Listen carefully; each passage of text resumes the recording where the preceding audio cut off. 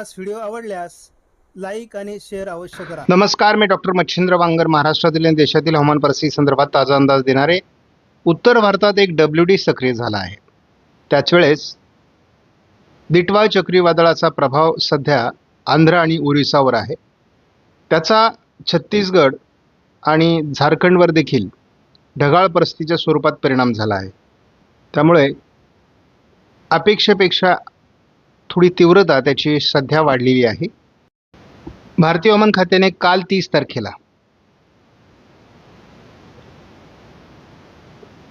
महाराष्ट्रामध्ये उत्तर महाराष्ट्र, मध्य महाराष्ट्र, पश्चिम महाराष्ट्र अशा प्रकारची थंडीची लाट दाखवलेली होती, जी मॉर्निंग सेशनमध्ये नव्हती, परंतु इव्हिनिंग सेशनमध्ये ती दाखवण्यात आलेली आहे.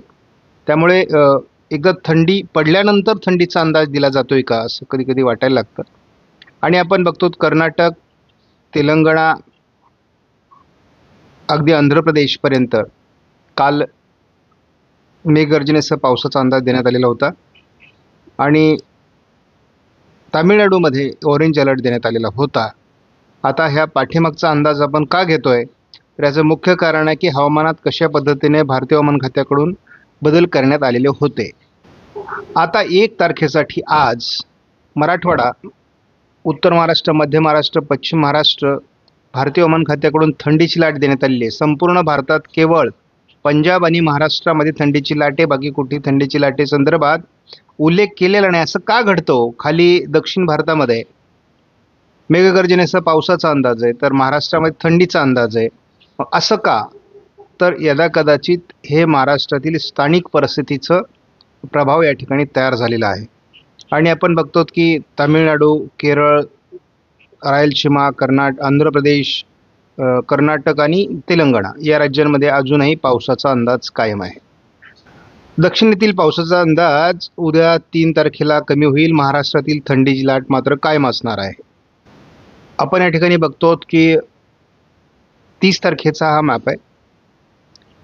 थंडीची लाट महाराष्ट्रामध्ये स्पष्टपणे जाणवते आहे आणि बहुतांश महाराष्ट्रामध्ये थंडीची लाट आहे.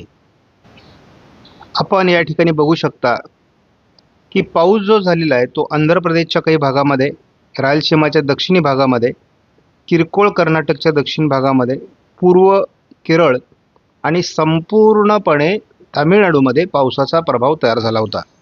या ठिकाणी आपल्याला काल मोठ्या प्रमाणात पाऊस झाल्याचं दिसतंय. किनारपट्टी भागामध्ये अतिवृष्टी झालेली दिसते. आपण या ठिकाणी बघतो आता दिटवा चक्रीवादळाचा शेवटचा टप्पा आहे. आज हे चक्रीवादळ संपुष्टात येईल. उद्या याचा अंदाज नसणार आहे. आज शेवटचा शिल्लक राहिलेला दायरा देखील आपण बघू शकता. केवळ तामिळनाडू आणि थोडंफार आंध्र, रायलसीमामध्ये प्रभाव आहे. मात्र या वादळाने तसा फार प्रभाव निर्माण केला नाही असं भारतीय हवामान खात्याचं या ठिकाणी स्पष्टीकरण आहे. आपण बघतो की महाराष्ट्रामध्ये, खास करून विदर्भामध्ये थोडी ढगाळ परिस्थिती, पश्चिम महाराष्ट्रात थोडी ढगाळ परिस्थिती निर्माण झालेली होती. या पलीकडे या वादळाचा फार प्रभाव पडलेला नाही. मात्र भुवनेश्वर, विशाखापट्टणमपर्यंत म्हणजे छत्तीसगड, झारखंड किंवा अगदी आंध्र, तेलंगणापर्यंत ढगाळ परिस्थिती बऱ्यापैकी तयार झाली. काही ठिकाणी पाऊस झाला आहे, परंतु सगळ्यात मुख्य पावसाचा प्रभाव हा तामिळनाडू या राज्यामध्येच राहिलेला आहे. आपण या ठिकाणी बघू शकतो, मी या पूर्वीच्या व्हिडिओमध्ये पण सांगितलेलं होतं की सध्या मध्य महाराष्ट्रामध्ये तीव्र थंडीची लाट सुरू झालेली आहे. आणि यामध्ये मुख्य करून नाशिक पूर्व, अहिल्यानगर, पुणे पूर्व आणि सातारा पूर्व भागामध्ये थंडीची मुख्य लाट आहे. उत्तर महाराष्ट्र, मध्य महाराष्ट्र, पश्चिम महाराष्ट्रात आणि उत्तर मराठवाडा व पश्चिम मराठवाडा या भागामध्ये सुद्धा, म्हणजे बीडच्या, धाराशिवच्या किंवा लातूरच्या उत्तरेला आणि छत्रपती संभाजीनगरमध्ये देखील थंडीची लाट कायम आहे. उद्या देखील ही थंडीची लाट वाढण्याची शक्यता विदर्भाच्या दिशेने देखील आहे. मात्र या थंडीच्या लाटेचा प्रभाव 3-4 तारखेला उत्तरेकडून असणार आहे. थोडा दक्षिणेकडून तो कमी होईल.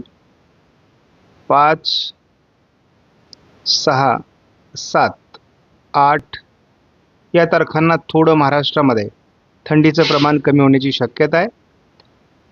9 तारखेपासून आपण पूर्व विदर्भाकडून थंडीची कडाक्याची लाट सुरू होणार आहे आणि जवळपास 8 अंशाच्या दरम्यान सुद्धा या ठिकाणी थंडी जाऊ शकते, एवढी थंडीची लाट आहे. म्हणजे 9 आणि 10 तारखेपासून कडाक्याच्या थंडीला भारतामध्ये सुरुवात होणार आहे. आणि त्यामुळे आपल्याला त्यापासून पुढे मात्र काळजी घ्यावी लागेल, कारण जनावरांच्या, पिकांच्या आणि माणसाच्या प्रकृतीसाठी ही थंडी घातक असणार आहे. एवढे प्रमाणात त्याची थंडीचं प्रमाण वाढत जाणार आहे. पाऊस संपलेला आहे. आपण तसं बघूयात. आपण जर ह्या वादळाचा प्रभाव बघितला तर हा प्रभाव संपतोय 4-5 तारखेला एक WD उत्तर भारतामध्ये येतोय. दक्षिण भारतामध्ये थोडा वादळा नंतरचा प्रभाव आहे. या पलीकडे थोडी ढगाळ परिस्थिती पश्चिम महाराष्ट्रात 5-6 तारखेला असणार आहे आणि त्यामुळे या ठिकाणी आपल्याला थोडं थंडी कमी झालेली दिसते. मात्र पुन्हा एकदा एकापाठी एक WD उत्तर भारतात आता सुरू होणार आहेत. त्यामुळे 9-10 तारखेला पुन्हा थंडीचा प्रभाव भारतामध्ये सुरू होईल आणि पावसाचं प्रमाण कमी राहणार आहे. सुरुवातीला आपण जेव्हा 16 तारखेपर्यंत JFS मॉडेलचा अंदाज बघतो तेव्हा आपल्याला थोडं सोलापूर, दक्षिण आणि सांगलीच्या भागात हलकं ढगाळ वातावरण दिसते. पावसाची शक्यता फार कमी आहे. हलका शिडकावा मात्र होण्याची शक्यता नाकारता येत नाही. परंतु अजूनही पुढील कालावधीमध्ये तामिळनाडू, थोडं किनारपट्टीच्या अंदरच्या भागामध्ये, रायलसीमाच्या भागामध्ये आणि केरळमध्ये अजून पावसाची शक्यता कायम आहे. उत्तर भारतात WD येण्याची शक्यताही कायम आहे. SMW मॉडेलनुसार सुद्धा आपल्याला महाराष्ट्रामध्ये फारशी पावसाची परिस्थिती नाही, परंतु थोडं पश्चिम महाराष्ट्र, दक्षिण कोकणात ढगाळ परिस्थितीचा अंदाज आहे. केवळ दक्षिणी राज्यांमध्येच पावसाची शक्यता आहे. उत्तर भारतात या मॉडेलने देखील WD येण्याची शक्यता व्यक्त केली आहे. SMWचे AIFS मॉडेलने देखील केवळ किनारपट्टी भाग आणि दक्षिणी 2 राज्यांमध्ये पावसाचं प्रमाण वाढण्याचा अंदाज दिला आहे. उत्तर भारतात बर्फवृष्टीची शक्यता वाढते आहे. WDचा प्रभाव वाढतोय आणि त्यामुळे जेव्हा WDचा प्रभाव वाढेल तेव्हाच थंडीचं प्रमाण वाढेल असा आपला अंदाज आहे. 8 तारखेपासून किंवा 9 तारखेपासून पुन्हा एकदा कडाक्याची थंडी महाराष्ट्रात सुरू होणार आहे. आत्तासुद्धा 3 तारखेपर्यंत महाराष्ट्रात थंडीची लाट उत्तर महाराष्ट्र, मध्य महाराष्ट्र, पश्चिम महाराष्ट्रात राहण्याची शक्यता कायम आहे. मराठवाड्यात देखील त्याचा प्रभाव असणार आहे.